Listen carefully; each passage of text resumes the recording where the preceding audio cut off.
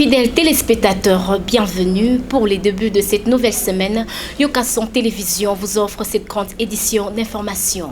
Mesdames et messieurs, bienvenue, c'est l'heure du journal. Suite aux révélations de l'État sur la gestion des entreprises publiques, le cabinet du chef de l'État, Félix-Antoine Tshisekedi Tshilombo, et celui du Premier ministre Jean-Michel Sama Lukonde travaillent sur un cadre opérationnel d'exécution des sanctions. L'annonce a été faite par le porte-parole du président de la République démocratique du Congo, Kasongo Mwema Yamba. Propos recueillis par Onu Ilunga. Suivez.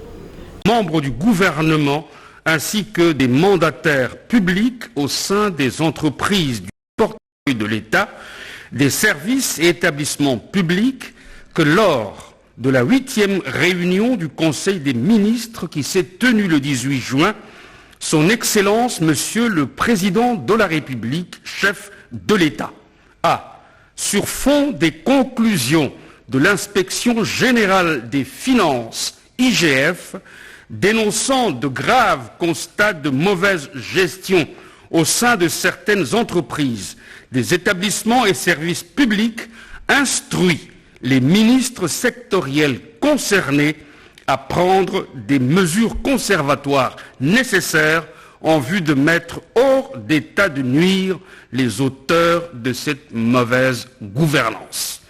Dans le souci d'éviter tout malentendu à l'exécution de cette instruction hiérarchique lors de la prise des mesures conservatoires précitées et de parer à tout dérapage attentatoire aux acquis de l'état de droit sur instruction de la haute hiérarchie. Le cabinet du président de la République tient à préciser que l'édiction des dites mesures se fera suivant un cadre opérationnel qui sera défini par le cabinet de son Excellence, Monsieur le Président de la République, en concertation avec le cabinet de son Excellence, Monsieur le Premier ministre, dans l'observance des dispositions légales et réglementaires en vigueur, en l'espèce la loi numéro 08010 du 7 juillet 2008, fixant les règles relatives à l'organisation et à la gestion du portefeuille de l'État. La loi numéro 08009 du 7 juillet 2008 portant dispositions générales applicables aux établissements publics. Le décret numéro 13055 du 13 décembre 2013 portant statut des mandataires publics dans les entreprises du portefeuille de l'État et le décret numéro 13056 du 13 décembre 2013 portant statut des mandataires publics dans les établissements publics selon le cas. Tout ce qui précède relève de la volonté du chef de l'État d'assurer une meilleure coordination de la mise en œuvre de cette instruction et de préserver la continuité des services publics, d'une part, et la paix sociale au sein des entreprises et établissements publics concernés, d'autre part. Les ministres sectoriels concernés par ces mesures conservatoires seront incessamment tenus informés de ce cadre opérationnel pour exécution. Fait à Kinshasa le 20 juin 2021, Guilain Nyembo-Mbouizia, directeur de cabinet.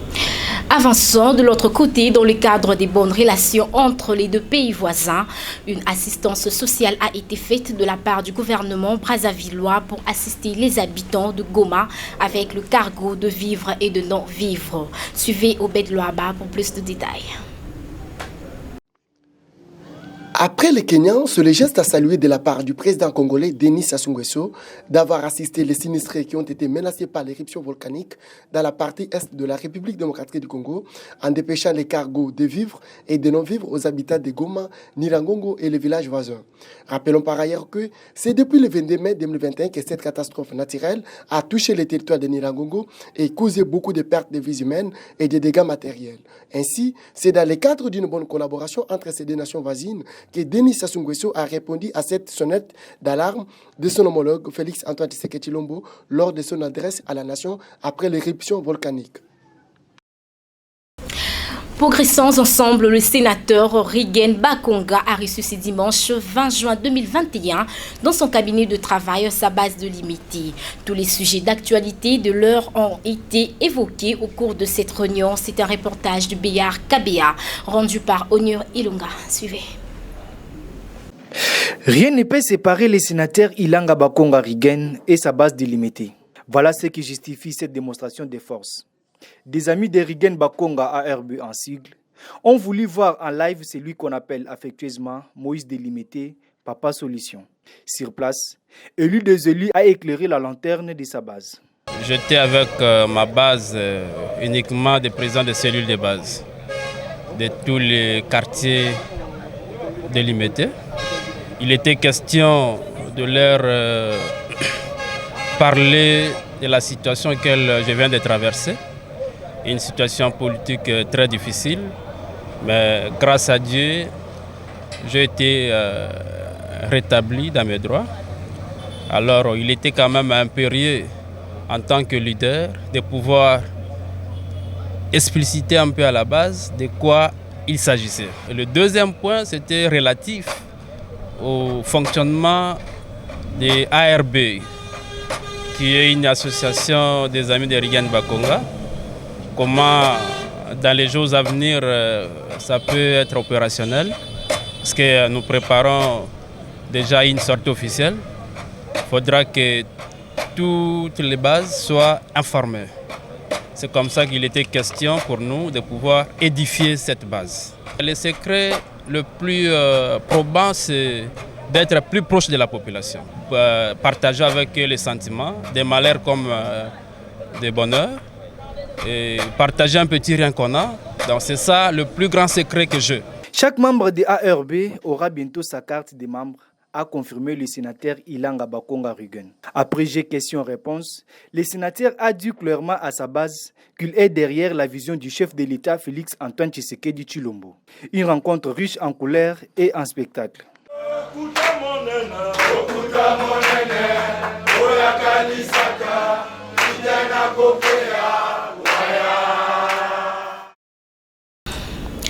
Conduite par Madame Irène Essambo, ministre déléguée près le ministre des Affaires sociales.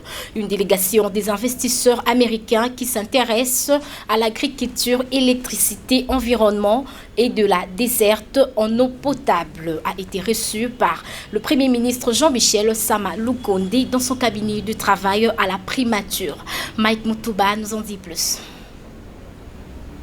Le Premier ministre Jean-Michel Sama Lukonde a reçu une délégation des investisseurs américains conduite par Mme Irène Essambo Diatta, ministre déléguée près le ministre des Affaires sociales, des Actions humanitaires et la solidarité nationale chargée des personnes vivant avec handicap et autres personnes vulnérables. Ces investisseurs sont intéressés par le secteur de l'agriculture, l'électricité et de l'environnement et la desserte en eau potable.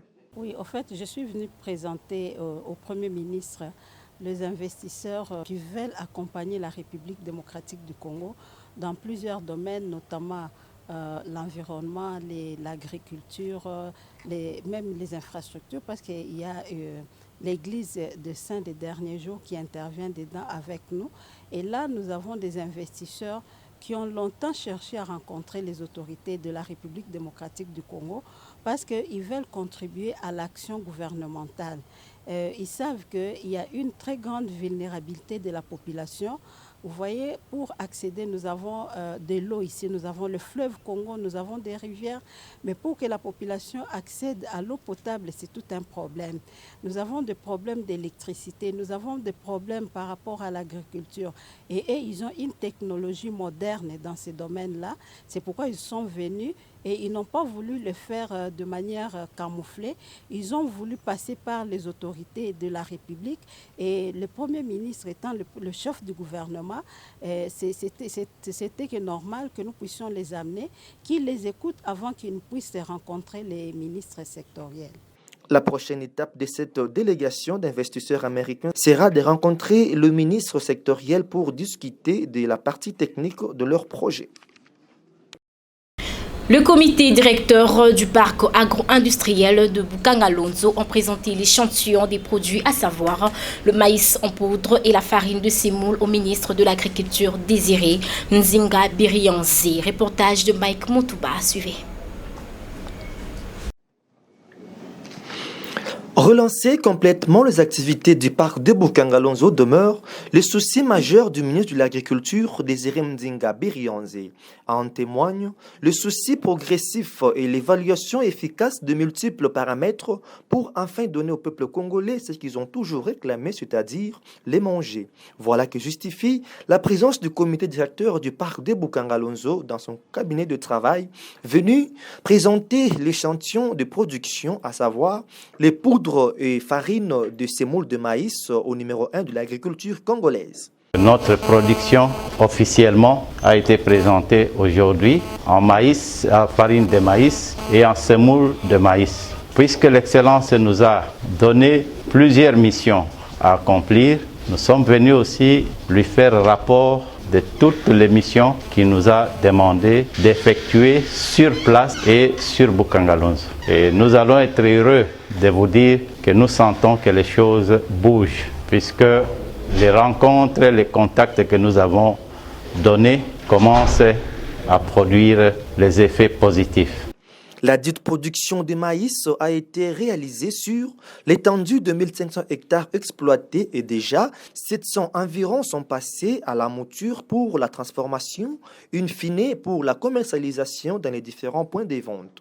Ainsi, l'agriculture reste l'un des axes prioritaires dans la vision du chef de l'État, Félix Tshisekedi Tshilombo, pour l'amélioration du social du peuple congolais qui se résume en une seule phrase, le peuple d'abord.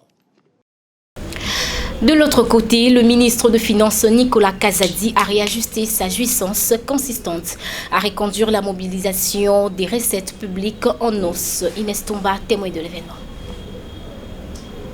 Le ministre de Finances Nicolas Kazadi a réaplané son chemin sur sa carrière de mobilisation de recettes publiques. C'était les effets du Conseil de ministres du vendredi 18 juin 2021. L'Argentier a approuvé la lenteur de faisabilité sur le plan opérationnel des actions gouvernementales prévues pour la stabilité sociale du Congolais.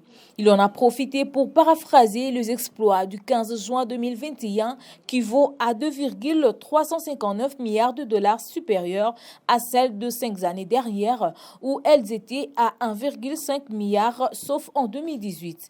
Il promet une implication énergétique frappant jusqu'à la fin de l'année 2021. Ces comptes rendus juste suivis de détails de coulement de recettes du 15 juin 2021 précise que près de 73% de recettes réalisées a couvert le compte salarial effectué et le 50% de recettes approuvées donc aux critères exigés aux rémunérations de recettes internes.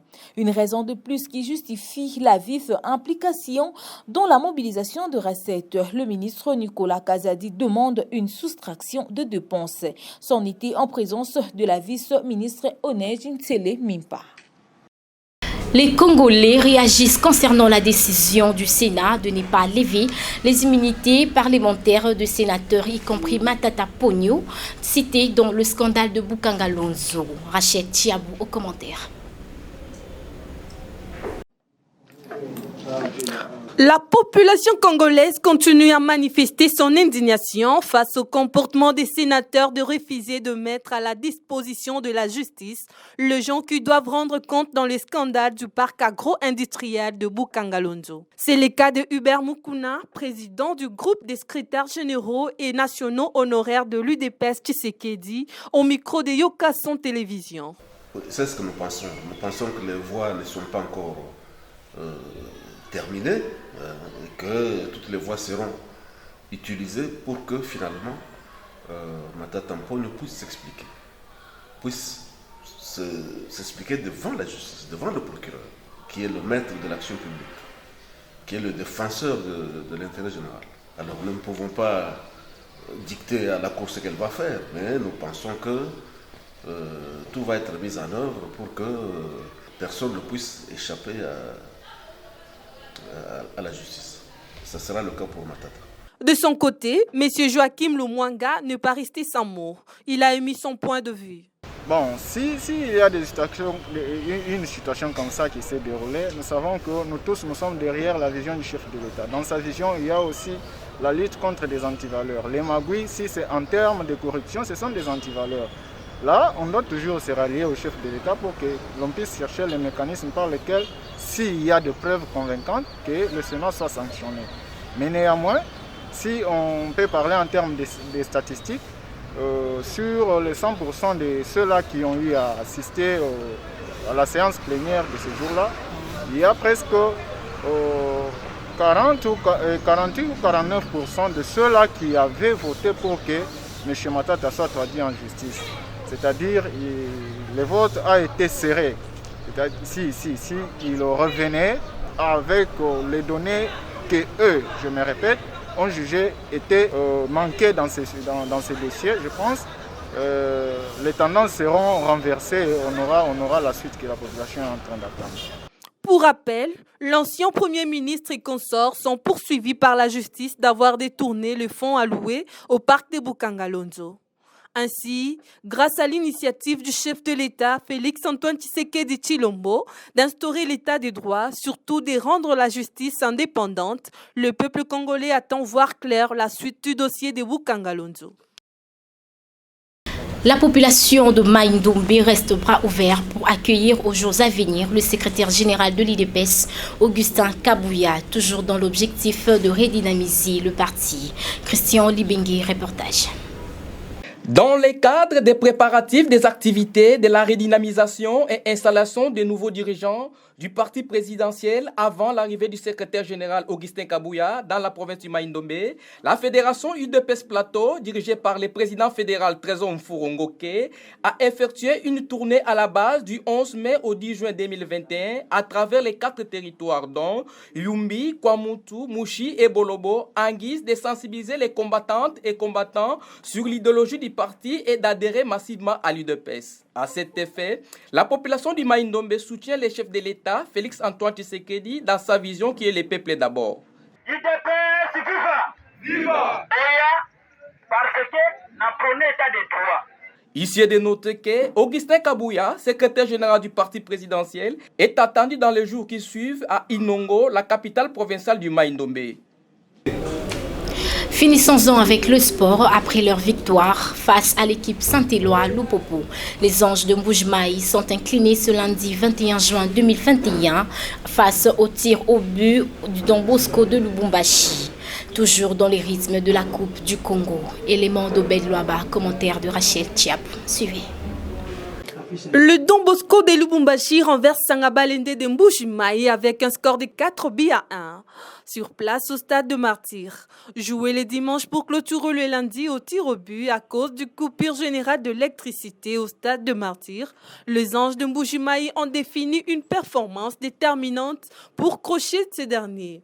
Mais la chance du parvenir n'a pas tenu. Notons que la course est longue dans la dite compétition qui proclame que les têtes hautes. Les Salsiens du Katanga sont désormais qualifiés à la compétition en attendant d'autres équipes qui sont prêtes à affronter la compétition. Merci pour votre attention. Cette grande édition a eu une touche particulière de Béar Kabia. Portez-vous bien. On se revoit demain à la même heure.